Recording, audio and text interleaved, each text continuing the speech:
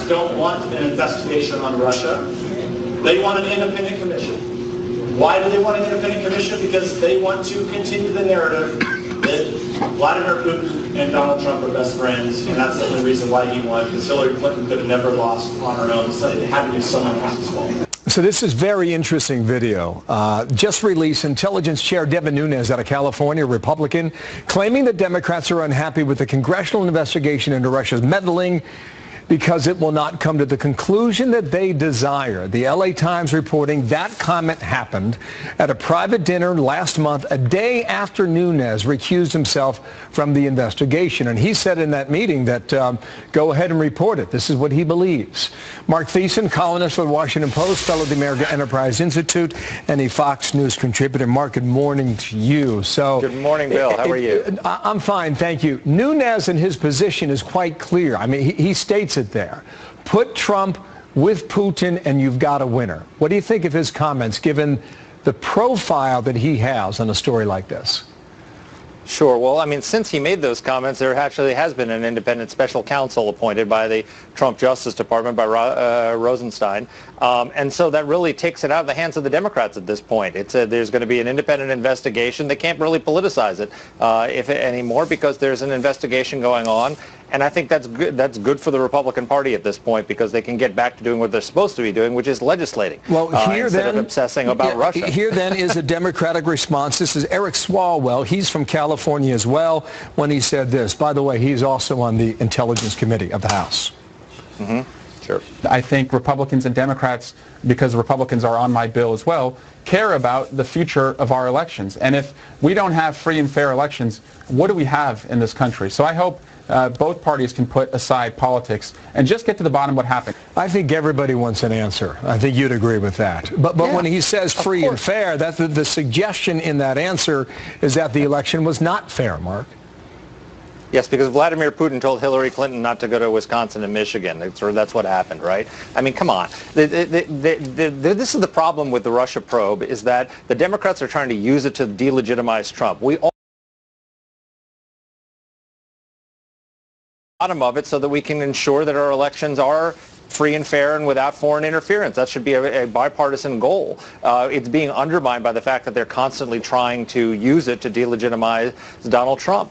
But the reality is, again, we've got an independent investigation now. We've got somebody who everybody agrees is going to do it fairly in Bob Mueller. So let's move on. Let's start legislating. Let's start doing the people's business. People in the countryside are absolutely sick and tired of hearing about Russia, Russia, Russia every day, when what they want to hear about is we passed tax reform. We passed health care reform. We passed bills to deal with opioids. We passed school choice. We passed things that are going to improve their lives. They're sick and tired of Washington wrapping itself around its axle, talking about Russia, Russia, Russia all the time. Can we walk and chew gum at the same time? Well, anecdotally, please? Last weekend and the week before that, I was in Ohio, and nobody asked me about Russia. So point taken. Exactly. Now, Carter Page says he wants to testify, and apparently Democrats are not moving forward with that. Well, what do you make of the movements of Carter Page, a guy who was later, forced to step aside in September of last year? And as I ask you that, in the vein of Robert Mueller and his investigation, which by all accounts seems to be moving forward at a pretty quick pace at the moment, sure. Does Robert Mueller tell Carter Page, don't testify, just sit down for now? Or are Democrats really not interested in what he has to say? I think we should, the Democrats and Republicans on Capitol Hill should just take their cue from Bob Mueller. And if he doesn't want people to testify, then they should not testify. Carter Page, by the way, he's such a junior ranger, he never even met Donald Trump. I mean, he's the key linchpin to the Russia conspiracy to coordinate with Vladimir Putin. He never even met with Donald Trump. He was an outside advisor who had no influence and didn't get a job in the administration. So this is a completely peripheral figure, not only to government today, but to the Trump campaign. Why are we expending any energy on Carter Page? Let Bob Mueller do his job. Listen to him, defer to him. He's an independent guy. Everybody agrees that he's going to come to a purely objective conclusion and go back to work. There's that. Thank you, Mark. Mark Thiessen there in Washington. All right, take Thank you. care, Bill. Talk to you real soon. Shannon, what's next? Well, a possible shakeup in the mainstream media. CBS Evening News anchor Scott Pelley could be on his way out. We're going to look at why and what it means to the landscape. Also, the comedian Kathy Griffin facing massive backlash over her photo with the bloody mask of President Trump. Howard Kurtz breaks that down next. I understand how it offends people. It wasn't funny. I get it. I've made a lot of mistakes in my career. I will continue. I asked your forgiveness.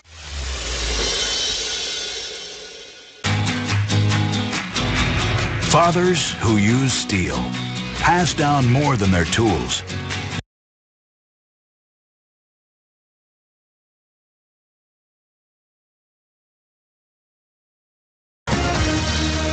I sincerely apologize. I am just now seeing the reaction of these images. I'm a comic. I crossed the line. I moved the line, then I cross it. I went way too far. Well, comedian Kathy Griffin apologizing after a photo of her holding the bloody, severed head, a mock-up of the president, drew criticism from just about everyone. Howard Kurtz is the host of Media Buzz and a Fox News media analyst. All right, Howard, I've watched her apology several times. To me, it does seem genuine. I don't know how she didn't expect this kind of reaction, but what do you make of the fallout now? Well, you know, first of all, what Kathy Griffin did was so beyond the pale, so beyond any standard of human decency that is really hard to fathom. And this isn't a one-line bad joke that she blurted out. I mean, this was premeditated. She participated in a photo shoot, and she's just now getting that people might be offended by it. Even in an era, Shannon, when so many celebrities feel free to make tasteless jokes and otherwise bash Donald Trump and most of the mainstream media shrugs, this went so far that it is causing a severe backlash. I mean, yeah, when you have Chelsea Clinton, no fan of Donald Trump, tweeting out that it's vile and wrong. It's never funny to joke about killing a president. There were some tweets out there from the U.S. Secret Service that, didn't address it directly, but say, hey, we keep an eye on everybody that we're protecting. So folks wonder whether she may get a phone call or not. The president has tweeted as well saying this: Kathy Griffin should be ashamed of herself. My children, especially my 11-year-old son, Barron, are having a hard time with this. Sick. What do you think will happen to her professionally, if anything? Well, it's a really interesting question because CNN, which of course puts her on with this big extravaganza every New Year's Eve with Anderson Cooper, has had an unaccountably tepid reaction, putting out a statement that does criticize what Kathy Griffin did, but saying, well, we are evaluating whether to keep her on this New Year's Eve special. Now, if Kathy Griffin, I guarantee you, had held up a bloody mask for the head of any other president, there is no way that CNN would want to put her next to Anderson Cooper for that big night at the end of the year. She would be gone. I think what CNN's really saying is, we're going to watch the reaction and see if this blows over. Yeah, I mean, we know that comedians push the edge. That's what they do. What they do is making a mockery, going too far. She admits she went too far this time. But do you think there's a double standard? You mentioned, had this been another president, the reaction may have been swift and a lot more harsh. Yeah, no, I give comedians a pretty wide berth. Sometimes they're going to insult people, go too far. I get that. But, again, the idea that she would spend this time in this photo shoot and not think it was going to cause this explosion, I think speaks to a mindset among the Hollywood set that it really is possible to say or do just about anything when it comes to Donald Trump, and you're going to get high fives. In this case, obviously, even Kathy Griffin now realizes what a horrible mistake this was. Yeah, and there's some audio, it appears, during that photo shoot that seems to suggest she knew there was going to be trouble. All right, Howard Kurtz, thank you very much. Good to see you. Dare we suggest the act was intentional to pose? The apology came after she felt the reaction on behalf of the public. And it was fierce. And as you point out, when you lose Chelsea Clinton, right? Yeah. Right? And I didn't hear You have gone well over the line. I didn't hear an apology to the president. I heard an apology for doing it. I'm not sure it was directed exactly at him. Well, a lot of reaction on that. A lot of reaction on this, Shannon. The president's about to make news on the Paris Climate Accord. This will be a big deal. Will the U.S. stay or go? We'll find out soon. New developments on the bomber in the Manchester massacre. What we now know about his deadly plot. The sun will come out tomorrow. For people with heart failure, tomorrow is not a given. But Entresto is a medicine that helps make more tomorrows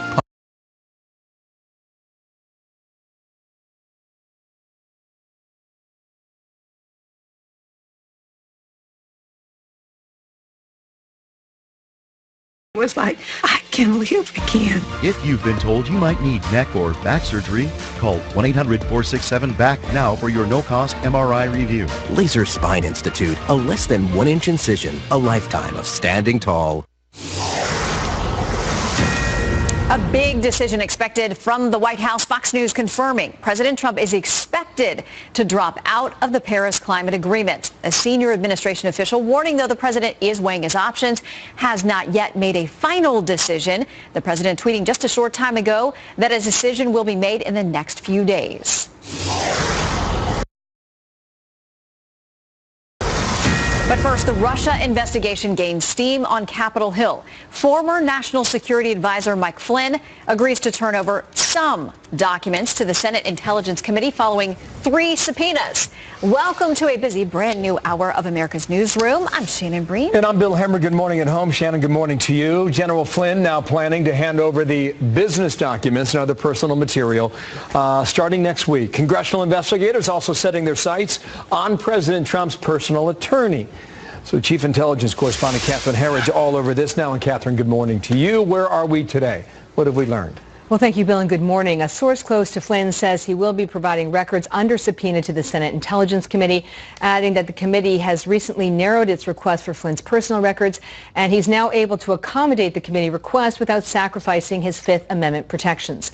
There are also subpoenas for Flynn's business records, which the source said do not have the same protections as personal documents. The source close to Flynn emphasized that the former National Security Advisor has wanted to cooperate with Congress and is grateful the committee narrowed the scope of its request for information. We're hearing about this now because Flynn's team faced a Tuesday deadline to indicate their intentions and now face a June 6th deadline to begin sharing those records, Bill. Catherine, the president's personal attorney is now involved. Who is he, and what's the question there? Well, a longtime personal attorney for President Trump confirms to Fox News that congressional investigators are requesting information and his testimony as part of the probe into the Russian interference in the 2016 election and whether there was collusion between Moscow and Trump officials. Michael Cohen told Fox News that the requests are coming from both the Senate and House committees. We're working to confirm a report that Cohen has declined to cooperate for now because he considers the requests overly broad.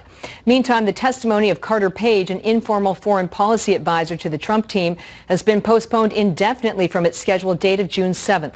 Page, who is at the center of the anti-Trump dossier, continues to deny he was Moscow's point of contact. In this letter to the House Intelligence Committee, Page writes, "The urgency of delivering truthful facts really does matter, and this exigent necessity has only seemed to grow in recent days." A source familiar with the matter said Page's testimony was put off at the request of Democrats on the House Intelligence Committee. A spokesman for the ranking member, Adam Schiff, told Fox News they do not comment on any communications they have with potential witnesses, Bill. All right, Catherine, thanks for that. Catherine Herridge in Washington, D.C. Shannon. Let's bring in Steve Hayes, editor-in-chief of the Weekly Standard and a Fox News contributor. Good morning, Steve. Morning, Shannon. Okay, so we're going to get some documents, not all documents. There are 3 subpoenas. One of them was to have him actually testify. And just to be clear, it doesn't sound like we're going to get that. Correct. So, yeah, these documents, how much of a difference do you think they'll make? Well, of course, it depends on what the documents are and what they tell us about Michael Flynn's activities. I mean, I think the interesting thing that Catherine Herridge just reported on was that the Flynn team thought that the request was too broad before. It seems that they've narrowed the request. The Senate committee has narrowed its request, and now Flynn is willing to comply. But to put this all in a broader context, I think these congressional investigations really don't matter nearly as much as the special counsel investigation that Bob Mueller is going to be running. Yeah, and we're hearing that there are several key players who have been reached out to by any number of these investigations to testify. The president's personal attorney, obviously his son-in-law, who has said, I'm happy to come and I want to talk to lawmakers about what I know, Carter Page and many others. And what do you make of what we're hearing now about the Carter Page testimony, that he's saying, I'm not going to be allowed to come and testify and actually rebut some of these things that are not true? Yeah, well, it's interesting if the reporting is accurate that it's the committee Democrats who don't want to hear him. Certainly, at some point, it won't be defensible for the committee to just say we don't talk about witnesses. They'll need to provide an explanation as to why he's been disinvited, if he in fact has been disinvited. But it's not as if the American public hasn't heard from Carter Page. I mean, Carter Page has been giving interviews for months now. People who wanted to have an opportunity to evaluate the veracity of what he's saying can do so in these other interviews. And he, of course, is free to offer his, a lengthy rebuttal to what has been alleged against him at any time. And again, patience is urged in all of these cases. The Senate saying, like, we're not in any hurry, we're going to take our time. And we know special counsel, that could take years. I mean, essentially, it could last for an entire term of this president. Meanwhile, I want to turn to another issue here facing the president, the fact that he needs some big legislative wins. And Rush Limbaugh is saying that it's actually the GOP because they control the House and the Senate. They're the ones who are throwing up the roadblocks to things he wants to get done. Here's a little bit of what Rush had to say yesterday. The Republican Party, which is ostensibly the party of the president, and they owe their majority to him, particularly the Senate, are roadblocking Donald Trump more than the Democrats are, because the Democrats cannot. The Democrats don't have the votes in the House to stop Trump. The Democrats don't have the votes in the Senate to stop Trump, although there is the 60-vote cloture requirement. It's not the Democrats standing up and saying, we are not going to help. Well, let's talk about the House on health care. It was a nail-biter trying to get that thing passed in all the last-minute negotiations. Over in the Senate, they're taking their time and essentially saying that, yeah, we're not picking up that House thing. We're doing our own thing. And there are a lot of concerns about whether the GOP will be able to coalesce to 51 on a lot of those hot points, too. Yeah, the party has got some internal things to work out. I don't think there's any question about that. I think what you would hear from Capitol Hill in response to what Rush Limbaugh says is that the president hasn't provided the kind of direction that they're looking for on Capitol Hill. And at times the president has said things that are internally contradictory. I mean, you just had this tweet from President Trump a few days ago where he talked about Obamacare and the prospect of, quote, adding more dollars, unquote. Well, what does that mean specifically, and how, if you're a conservative on Capitol Hill and you're worried about the rising costs of the ACHA and health care more broadly, you're going to want to know the specifics of what the president means when he says he's going to add more dollars. At the same time, the president has suggested that he'd be willing to work with Democrats to craft an alternative to this Republican-led health care reform. Well, what does that mean specifically? And if he's serious, what would that mean for the future of health care reform? Is he moving towards single payer? So a lot of those details have to come, and they have to come from the White House. All right. Well, we'll stand by to see what more comes from 1600 Pennsylvania Avenue. Steve Hayes, always good to see you. Thank you. You know, you get a sense that if this continues along this same path, that this is going to be the story out of Washington, D.C. If you get into late summer and there's no movement or much movement on either of these two big issues, this is what everybody will be talking about. Yeah. That's my sense. There's definitely a back and forth with the president and with the Hill when you see him saying 2 days ago in a tweet, or a day ago in a tweet, about essentially let's blow up the legislative filibuster in the Senate so we can get things done. Republican leaders immediately coming out and saying that is not going to happen. And then today his tweet where he talked about Republican senators and he said, all good people. So he's clearly maybe trying to mend that fence. Yeah, so we'll see how they do now. You know, Mitch McConnell, Paul Ryan, they've got a heavy lift. They've got a heavy lift and a lot of pressure on both these areas. So stand by on that. In the meantime, let's go overseas. New information emerging about the man behind the Manchester massacre. Police say it appears Salman Abedi bought most of the bomb-making material by himself. But investigators are not ruling out the possibility he had help from a larger terror network. Greg Palkot live on the investigation in London now. And Greg, what do we know today?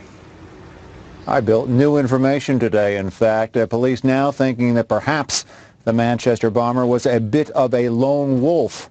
Police were releasing new information about the man, 22-year-old British-Libyan man Salman Abedi. They say that he purchased the core components of the backpack bomb he used to kill 22 and to injure more than 100 in that terrible concert attack last week, and then he assembled them on his own, all in the 4 days leading up to the attack after he had returned from Libya. Whether there was any kind of a support network backing him up. Also turns out that they're really trying to find out if they have their handle on all of the explosive materials. They released just a couple days ago another picture of the attacker with a blue suitcase. One assumption had been that some of the leftover explosive materials or the explosives were transported in that suitcase. There have been scenes of the police searching a landfill near Manchester and some supposition that they're actually searching for the suitcase there. All told, Bill, 16 people have been arrested over the course of the investigation so far. 11 people remain in police custody. 3 have been released additionally just in the past 24 hours. In custody in the UK, one of Abedi's brothers in custody, detained at least, in Libya where they were living. Another brother, also the father. Police say they still have something like 3,000 lines of investigation outstanding. Just about every police force is connected with this investigation in one way or another. It's a nationwide search, and that terror threat still at the severe level. You can clearly understand why, too. Greg, thank you. Greg Palcott in London today. Devastation in Afghanistan, a terror attack killing dozens, injuring hundreds more. All of this happening in a highly secure diplomatic area. So how could this have happened? New details just ahead. Also, Republicans promised to defund Planned Parenthood, but new data finds the organization is actually relying more on government money. We'll take a look at those numbers in a moment. And the media continues to go after Jared Kushner in the next phase of its firestorm over reported back channels of communication with Russia. The elite media wants to forget that Obama created back channels to Iran. At the time, of course, they all thought Obama was wonderful, so it must have been a good idea. Richard Nixon created a back channel to communist China. Now you can go down item after item like this, and you say to yourself, surely the Washington Post has somebody with a sense of history. Hi, I'm William Devane. You've heard me talk about how smart it is to buy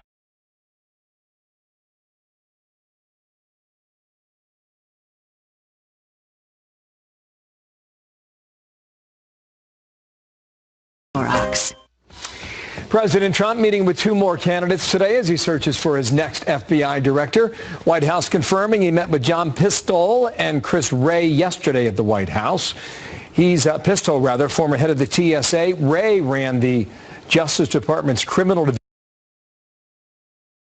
meeting with candidates until he finds the, quote, right leader. So more coming on that shortly. Yet another terrorist attack overseas, this time Afghanistan. At least 80 people have died. That number continues to grow. Hundreds more are injured there. Most of the deaths, civilians, including women and children. Lieutenant Colonel Ralph Peters, Fox News strategic analyst, joins us now live. Colonel, great to have you with us. What do you make?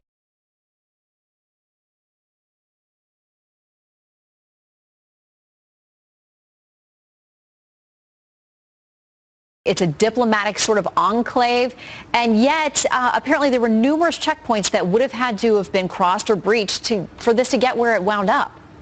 Well, several things happened. First of all, they didn't penetrate all the way into the area. From what I'm told, the bombing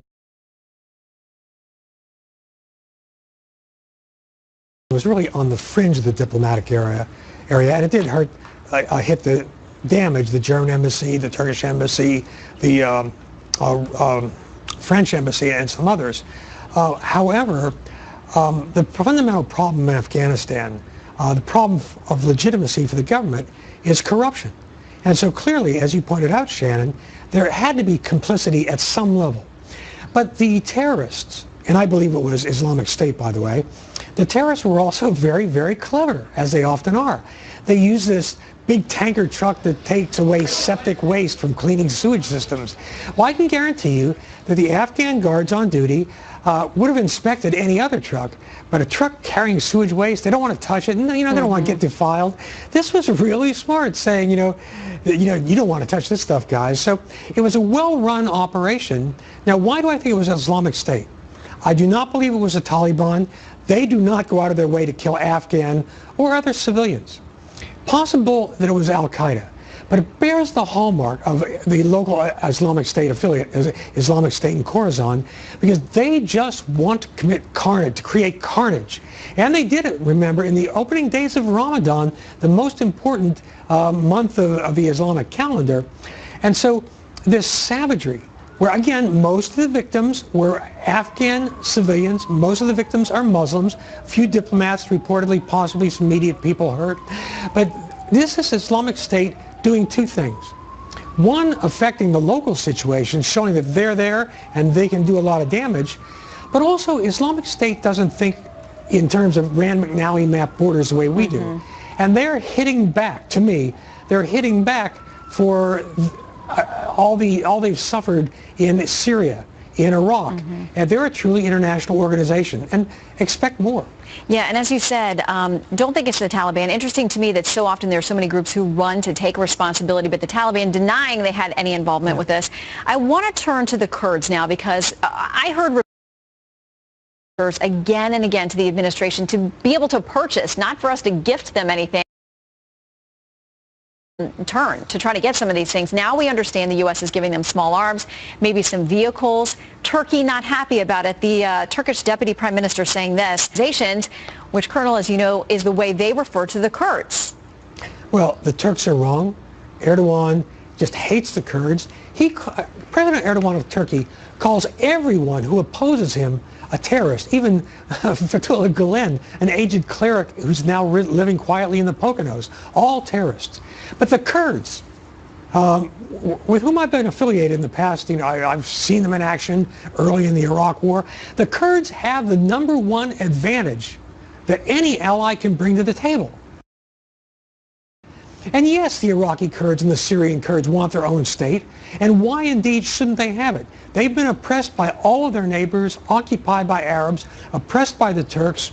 So while we want good relationships with Turkey, Turkey cannot dictate to us about who our allies are at a time when Turkey is playing a triple game, doing virtually nothing in Syria, while the Kurds are giving blood in the front lines, killing Islamic State terrorists every single day. And so I'd just say the policy of arming the Kurds is long overdue.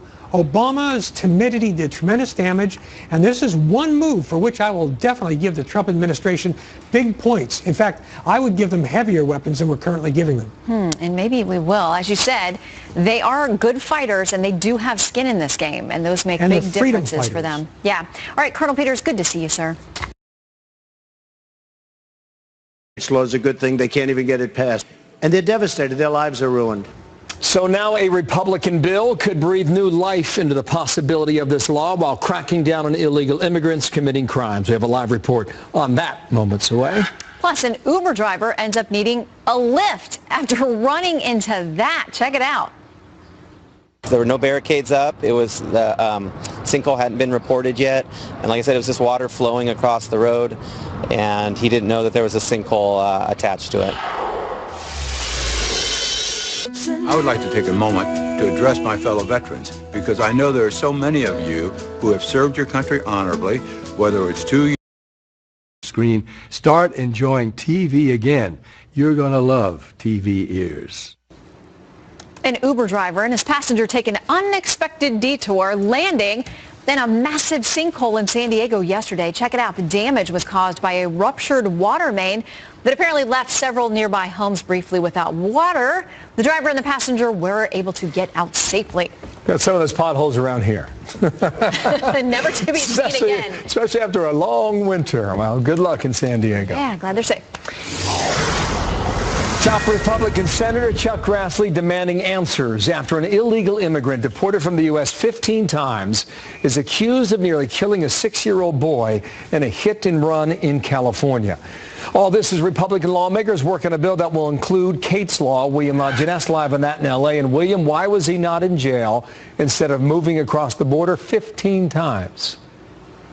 Well, Bill, this guy's record reflects policy in the last decade. It wasn't a mistake, and it explains why the new Attorney General supports Kate's Law to impose a mandatory 5-year minimum for illegal immigrants who are caught re-entering the U.S. after being deported. So this is Constantino Banda Acosta after a night of heavy drinking and nearly killing a family near San Diego. So why wasn't he in jail? Well, remember the Obama policy of prosecutorial discretion? Well, that directed U.S. attorneys to only file charges against the most serious criminal aliens. That allowed many to stay in the U.S., but also gave Mexicans who were deported a free pass to go home without a criminal record. And that's what happened here.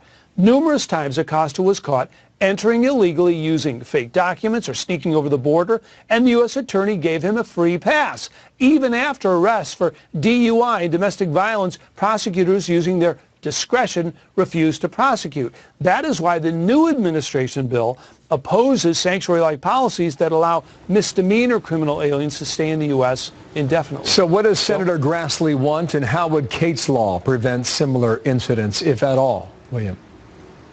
After entering illegally the second time, Banda Acosta would have gone to jail for 5 years, mandatory minimum. And this 6-year-old that you see here would not have been found almost dead on the highway. It explains Sessions' new orders for prosecutors to charge and pursue the most serious offenses. People who re-enter after being convicted of a crime, they get deported and they come right back. So you just can't deport them again. They have to be punished, and that sends a message more and more that you shouldn't come back. And if we build us a wall and deport them, they're not coming back. So Democrats blocked Kate's law in 2015 and 16, but the same language of Kate's law is now resurfaced in the border security bill the GOP hopes to pass this year. It's okay. All right, we'll see on that. William Longinus, thank you in Los Angeles, reporting on all of that. And according to Senator Grassley, this guy who was deported 15 times, the last time was in January, and he was back 10 days later. So it's clear that something needs to be done with the system for somebody accused of serious crimes to so easily just flow back and forth. Doesn't quite make sense to a lot of folks, right? Well, coming up, back to one of our top stories this morning. Former National Security Advisor Mike Flynn now saying he'll share some documents with congressional investigators. Judge Andrew Napolitano joins us on that next. Plus, this. It's gonna get hit. It's gonna get hit. Stop the horse. Stop the horse. I was wondering what she was yelling at. Where's the urban cowboy when you need him, Bream? How this horse got loose for a wild time in the Big Apple. Run, horsey, run. Single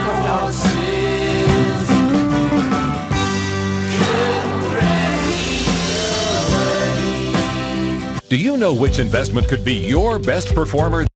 Cellular and start saving. Call 1-800-335-0942. Go to consumercellular.com or visit a Target store today. There is a bit of a new page, you could say, in the Russia matter. Former National Security Advisor Michael Flynn now ready to provide some documentation without giving up his right against self-incrimination. Judge Anna Napolitano, Fox News senior judicial analyst, has been looking at this. And Judge, good day to you. Likewise, Bill. Apparently the documents deal with two of the businesses he ran or had been running. The first subpoena that he got with which he refused to comply, and he had the right to do so, demanded just documents, and that could have included personal documents, and he has a right against self-incrimination. The second subpoena demanded business documents. So his lawyers negotiated a deal with the lawyers for the Senate Intelligence Committee. Here's all the documents. Here's what we'll give you. And in return, the general can still invoke his protections under the Fifth Amendment against self-incrimination because there's a whole team of FBI agents that are listening to everything he says, and they might indict him on the basis of something he says. So this story is running in about 100 different directions. Yes, it is. Take it up to 30,000 feet. Based on what we know, what is your sense of Michael Flynn and whether there was wrongdoing or not? Based on what we know, the Russians materially interfered with the presidential campaign. DNI has said that, CIA has said it, NSA has said it, FBI has said it. The question for the FBI and for former Director Mueller, the special counsel, is, did Michael Flynn facilitate that? Second question, was Michael Flynn a paid foreign agent, paid by the government of Turkey and paid by the government of Russia, through middlemen, not directly by a government check, at the same time that he was the National Security Advisor of the President of the United States? That would be a felony. third inquiry is, did Michael Flynn lie to the federal government in an environment where he was required to tell the truth? So those are the three potential crimes for which they are looking. Can you answer any of those? Any of the three today? No, I don't. I could if I could see the documents. And here's the problem for the general. Whatever they agreed he's going to surrender, those documents are public and available for the special counsel. So the case is going to start moving in that direction. The Senate can't indict him, of course, but the special counsel can. Okay, Flynn is character number one. Right. Carter Page is character number two. Never paid on behalf of the Trump team. Clearly wanted to be on this team, interviewed for the job, et cetera. Had a short meeting with President Trump as a candidate, correct? Right. Okay. From earlier today, the tweets on screen. So now it is reported the Democrats have excoriated Carter Page about Russia, don't want him to testify. He blows away their case against him and now wants to clear his name by showing the false or misleading testimony by James Comey, John Brennan. He concludes by saying witch hunt. All right, here's the case. Carter Page wants to talk. Democrats don't want him. Is that on its face where this is now? Well, the president has a point. I mean, put aside whether James Comey and John Brennan lied under oath. That'll be determined by somebody else at a later date. But they asked him to testify. He said yes. He gave what's called a proffer, P-R-O-F-F-E-R, an offer of what he would say if he testified. They heard it and decided they didn't want it. It didn't fit their narrative. Do you think that's because Democrats did not fit the story, as you say, or perhaps because Robert Mueller said, hey, I'm in charge now? I can't answer that. I'm going to guess it's not because Robert Mueller said I'm in charge. I'm going to guess it's because Carter Page came across as a witness who would president. This is the problem with congressional investigations. There are political motivations behind everybody on those committees. A, they all want to get reelected. B, the Republicans want to make Trump look good. C, the Democrats want to make Trump look bad. They are not as pure or law enforcement driven as the independent counsel. Carter Page did work in Russia. He wanted to be on Trump's team. He was never paid and dropped out last September. I can't imagine what the crime would be. What is there to investigate? How deep do his roots run? Right. I would suggest not very. And I would suggest that the Democrats have come to that realization. Got it. One more quick topic. Mike Lee, senator from Utah, on NSA surveillance. Listen to this here. Every presidential administration, starting with FDR all the way at least through Nixon, had used intelligence gathering agencies within the government to engage in political espionage. This is human nature. This is why we need a constitution. It's why we need limits on government. You're writing a piece on this that'll be out tomorrow. Yes. Correct? What do you think of his position there? Well, I fully agree with him. I mean, for the first time since 1977, when the FISA court came into existence, it admonished the NSA for violating FISA court orders and spying on tens of millions of Americans without lawful authority. In another world, the spies would be indicted for that. That's how serious the violation is. Depending on how deep this runs, the NSA could be changed as a result of this story. One reason? The guy in the White House has been a victim of this kind of spying. He knows what it's like. Thank you, Judge. Missile development being accelerated by North Korea. Meanwhile, concerns are growing over whether China is doing enough to rein in the rogue regime.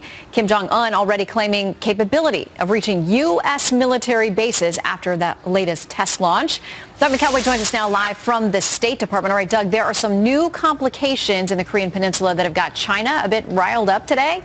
That's right, Shannon. As we all know, South Korea now has a new president, President Moon Jae-in, who was brought in at least in part to help clean up the corruption associated with his predecessor, President Park. But China sees this new president as someone they can work with more closely than his predecessor Park.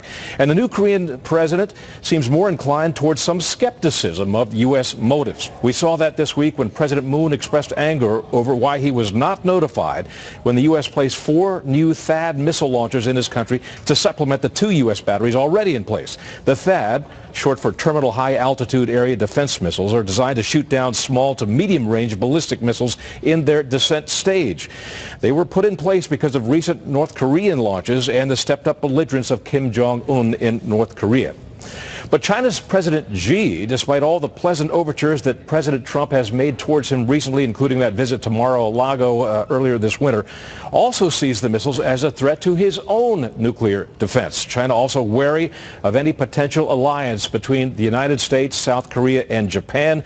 They see that not only as a threat to North Korea, but as a threat to their own aspirations, a NATO-like threat to their own aspirations. China's buildup of islands in the South China Sea, the placement of some defensive missile batteries in those man-made islands, its recent buzzing of U.S. planes in the region are all sending signals that China is not going to be reining in North Korea's Kim Jong-un, at least to the extent that the U.S. would like him to. Shannon? All right, Doug McKelway live for us at the State Department. Thank you, Doug. So it was a major rally cry, he said, for Republicans. I've always voted to defund Planned Parenthood and will continue to do so. I think the power of the purse is something we should use. Republican lawmakers have been pushing to defund Planned Parenthood for some time now, and now their new health care bill is their chance to do just that. Details on that, plus what the report shows about some of the work the organization is actually doing today. And a first-of-its-kind mission details as NASA plans a trip to... Guys get where they need to go safely, because safety is never